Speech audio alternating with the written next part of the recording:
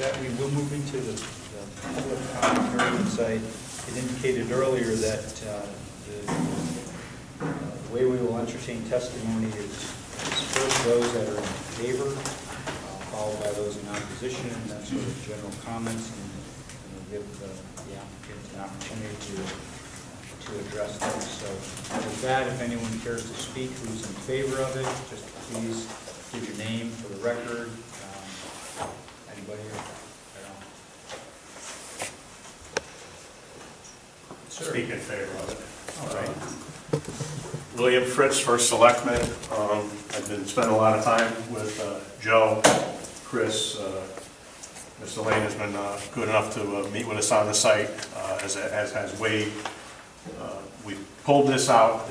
It's still being funded by the school project, but it's pulled out of the school project as far as state approvals. I've gotten verbals from DEP and Army Corps that they have no jurisdiction. I'll make sure we get letters to that effect. And the reason we wanted to do this is, first of all, first and foremost, I think we can save a lot of money. We'll put it out to bid through the town. We'll get a better number on it, then it'll be part of this project. We don't have to wait till after the state approves the overall project to do this crossing for the culvert. We need to improve access to the other side of the site, and as Joe and Chris have stated, we will entertain any recommendations you may have as to the crossing itself. I know what has been proposed, 20 some odd feet longer than what is currently there. Vehicularly wise, we probably don't need the 22 feet of travel. Talking to the fire chief, we can put 10, 11 feet. We only have one lane going into to the town beach right now. There's a lot more traffic going into the town beach than will be going on the other side of the river down there. And if possible, improving the upstream conditions, because it does dam up at times, if something you'd like to see as a committee, commission, and would recommend that, we would certainly entertain doing any of that work. So everybody's been working hard on this to try to get this done so everybody can come to an agreement on it. Thank you.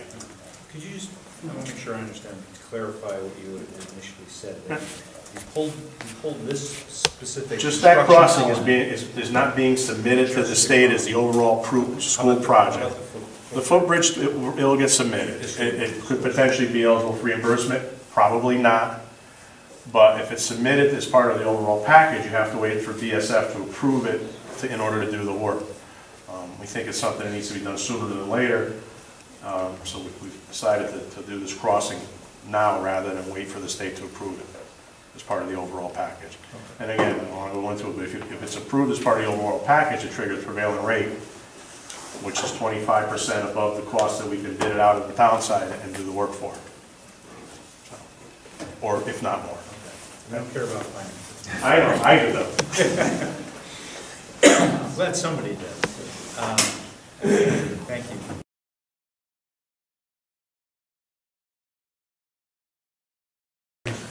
We learned last night that the town is taking over the building of a culvert at 71 Killingworth Turnpike, and that was news to me. I thought that was part of the school program, but I'd like to remind the Board of Selectmen that under Section 5-7, the Board of Selectmen shall have the following powers and duties. It shall authorize the execution of contracts, leases, deeds, and other legal instruments by the First Selectman. I think it was about a month or so ago you learned that we had a 3-year contract with McGuire. My impression is that more and more contracts and more work are being done without the authorization of the Board of Selectmen. And that can only go on so long as you permit it to go on. So I just want to point that out to you. Thank you very much. I think that was done under emergency order. That's why it was allowed. So. But as far as the school... A 3-year contract was under emergency order? Well, it was part of the FEMA with the... okay. Yeah. As far as the culvert coming out of the school project, it's still part of the school project. It's just the work is going to be done as a town project versus going through Bureau of School Facilities for approval. Because otherwise, where does the money come from? Out of the school project. Same thing. Same thing. The good part would be we could do it before you start. Right. It's got to be done anyhow. Secondly, FIP doesn't have to get their. If we do it, no percentages, no prevailing rate. Doesn't get the portion of it. Right. And there's not a, if we could do it for less, then we could do it for under prevailing wage. So it would just save the town money. Those are cheaper. We can get it done before, you know, if we can get it done soon before they really need to be working on both sides, it'd be better to have it done before the whole school starts. My point is that you ought to be discussing it in this room. It shouldn't be done without you knowing about it, and my impression was that might have happened. No, we did it as part through the building committee. But it is still part of the school project, Right, correct? exactly. It is paid through The school project. It's just, You seem to have it both ways. Sometimes you have it in the school project, well, and it has prevailing wage, and it doesn't, when it doesn't, and it just seems to me that you've got to be clear on these things, and that these things should be aired in the Board of Selectmen. They shouldn't be done, and you find out about it separately. I mean, you know about it because you're on the building committee. Correct, right. But the other people don't know about it. It would never be reported to you if I hadn't mentioned it. Well, then go out to bid and then we have to award it. But we wouldn't hear about that either. Yeah, we bring the award to you guys. No, we never see those things. Well, if the money's already been approved, Well, there you Exactly. go. Yeah, Right, it's right. both sides there. Oh. No, we never see bids. yeah, but you guys aren't the building committee either. We have a representative to the building committee on the selectmen, so that's why it's not brought here. It's a building committee project, it's just gonna be bid through the town. Yeah, I'm just repeating what's in the charter. Let me remind you that the charter is a contract with the people. Once you break that contract, you nullify it. And if you keep doing this, at some point, you will have nullified the charter.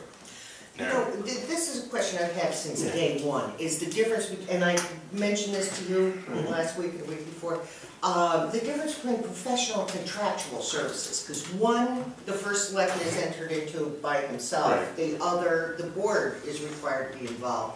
And I don't know where that line exists. There has to be some criteria. You need a definition of professional service? Yeah, and you know what, I asked Charter Revision to Right, to define it. refine that and define it, and they didn't touch it. And it's very unclear where that line is drawn. Because to me, you're signing a contract with professionals, so that's professional service, so we should be involved, or vice versa, I can't even remember which. Right. But that is something that definitely needs clarification and definition. And with two lawyers on the board, We're not lawyers. both of whom were on charter We revision want at a one simple time. definition though, we don't want to have a lawyer. Yeah, exactly, we just need to know. There'd be too many words. Right.